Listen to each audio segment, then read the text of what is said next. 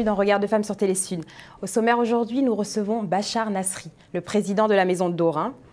Nous allons parler parfum, mais attention, parfum haute couture. Elsie nous rejoindra pour nous dresser un portrait de femme, Lisa Sou, notre revue de presse présentée par Laura, et enfin Clémentine nous rejoindra pour nous emmener dans le monde associatif. Bachar, bonjour. Bonjour madame. Comment allez-vous? Très très bien, merci. C'est un plaisir de vous recevoir. Moi aussi, être avec vous, avec votre chaîne de télévision aussi, où je suis. Alors, Maison Dorin. Maison Dorin qui est une, j'allais dire, marque historique, emblématique française du XVIIIe siècle que vous avez acquis récemment et relancé. Effectivement, je l'ai acquis dans les années 90. Quand j'ai compris que c'est une marque qui représente l'héritage de France, c'est une marque historique, effectivement. C'est le patrimoine de France, carrément. Qu'est-ce qui vous a amené à ça? Est-ce que vous avez un passif, un historique avec le parfum? Oui, j'étais dans les parfums. J'avais ma maison qui s'appelait Kessling, qui était un parfum créé pour les parfums de concept, objets comme Bebop, comme Double Click, comme Formidable, tous ces parfums-là. Et un jour, je rencontre l'ancien propriétaire de la marque Dorin, qui partait à la retraite d'ailleurs. Et j'ai pu avoir la marque Dorin avec tous ses archives. Oui, parce que rappelons-le quand même, la marque Dorin est à l'origine, entre autres, du rouge à lèvres. C'était les fournisseurs exclusifs de la cour de Versailles, quand même, au XVIIIe siècle, XIXe.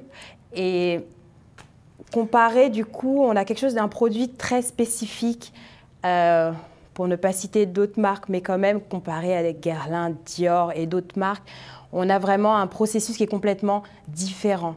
On est attaché à quelque chose de... C'est une marque considérée parmi, peut-être, la plus ancienne marque de produits de beauté et de parfums qui était développée par Marguerite Montansier, qui était une grande actrice, directrice de 24 théâtres de Paris. Et elle a son théâtre Montansier à Château de Versailles. À l'époque, en effet, c'était des produits. Alors du coup, on n'était pas encore sur le parfum, on était sur de la cosmétique, de la poudre. Non, il créait les parfums aussi pour Marie-Antoinette.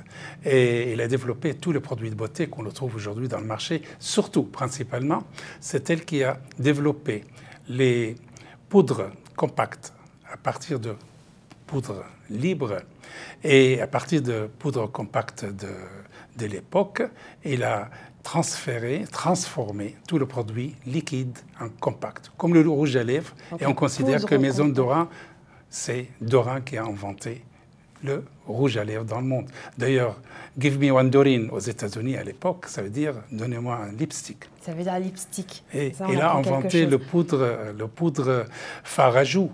Un japonais Farajou, aujourd'hui, c'est Dorin. En effet, donc le produit comme on le connaît aujourd'hui est transformé en poudre compacte et non plus la poudre libre d'époque qui salissait absolument tout. J'aimerais alors savoir un peu comment ça s'est passé la relance de la marque.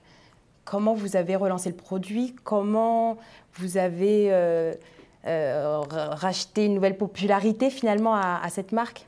C'était très très difficile, ça a pris du temps, depuis les années 90.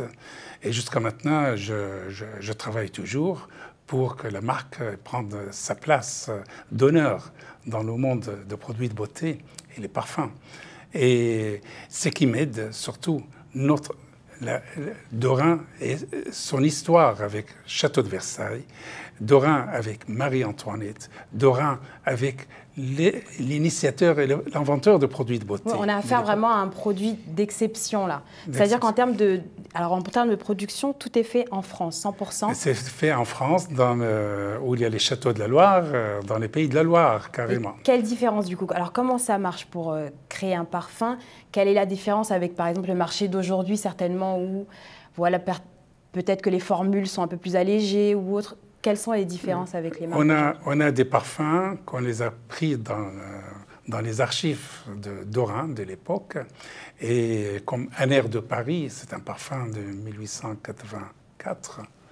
Mais on l'a développé, et on a développé autour de ce parfum d'autres parfums avec des senteurs exceptionnelles. Est-ce que c'est 100% féminin? ou vous faites du... Je suis défendeur, mais vous trouvez un petit peu, je suis un petit peu différent. Pour moi, il n'y a pas de parfum pour femmes. Il n'y a pas de parfum pour hommes. Il n'y a pas de pizza pour femmes. Donc unisexe. Ni pizza pour hommes. Et l'unisexe, ce n'est pas un mot gentil pour le parfum. Le parfum, c'est pour les humains.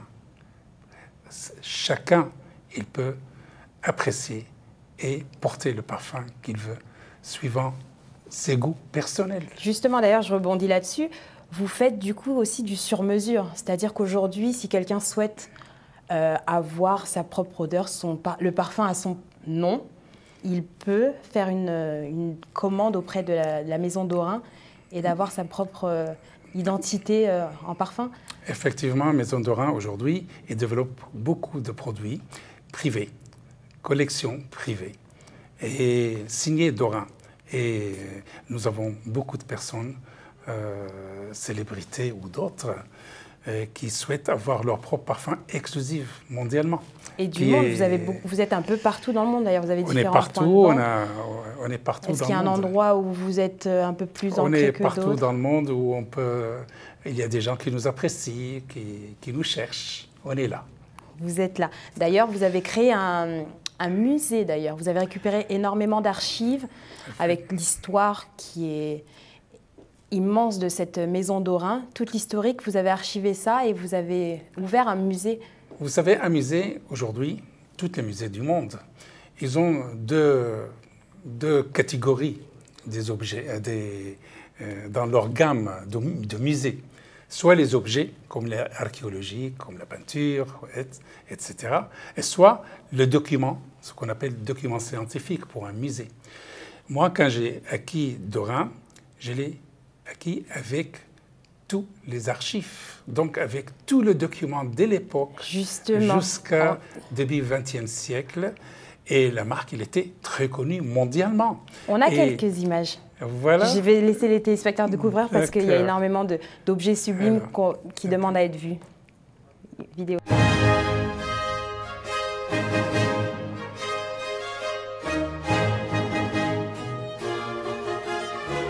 C'est vrai que nous sommes privilégiés avec la maison Dorin.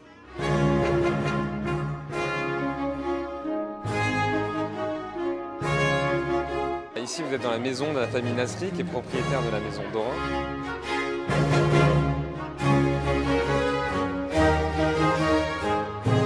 Je suis très heureux d'être là. Voilà, chez un de mes collègues. Quand deux parfumeurs se rencontrent, Monsieur Guerlain, qu'est-ce qu'ils se racontent? On parle d'odeur, de parfum. C'est que cette maison, au départ, est fondée par une théâtreuse, qui est tout simplement Madame Montancier, qui a donné son nom au fameux théâtre de Versailles. Bachar a eu le talent de reprendre cette maison, de la développer dans l'excellence, puisque aujourd'hui, si vous voyez la parfumerie, on a l'impression qu'on vend plus d'images que du parfum. Or, Dorin, c'est tout le contraire. Elle préfère la qualité, l'excellence, la tenue d'un parfum. Parce qu'aujourd'hui, ce que l'on demande, c'est qu'un parfum tienne. Donc, on ne plaisante plus avec le sillage. Jean-Marie Attenberg, en plus qu'on a une relation d'amitié très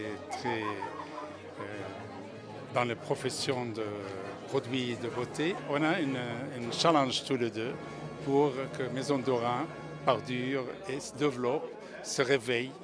Alors, ces belles images, à quelle occasion étaient-elles? C'était pour marquer mes 50 ans de mon existence en France, qui m'a accueilli, qui m'a donné toutes les opportunités pour développer toutes mes activités. Vous venez d'où?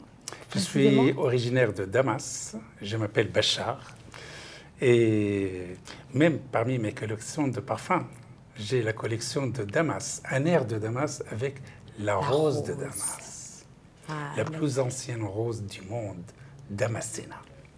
Comment ça se passe aujourd'hui? Alors, on est surtout sur du parfum, si je ne me trompe pas.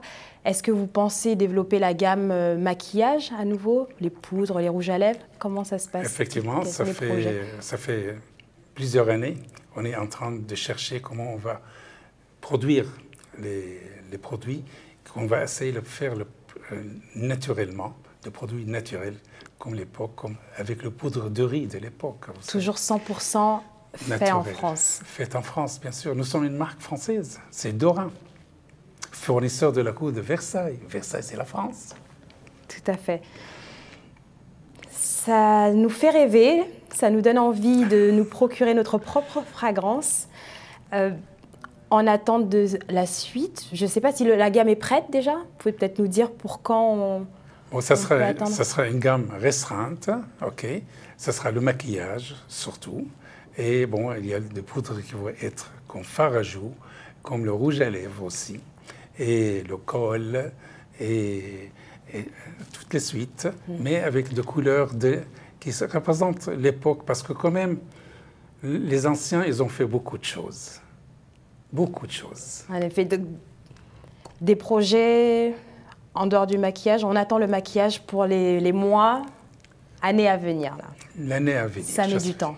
Effectivement. Merci énormément. Merci, Katia. Je pense que ça a donné envie de sentir tout ça et d'avoir notre propre identité mise en bouteille, magnifiquement mise en bouteille. Merci pour ce moment. Merci. Très belle journée. Merci pour m'avoir accueilli chez vous. Merci.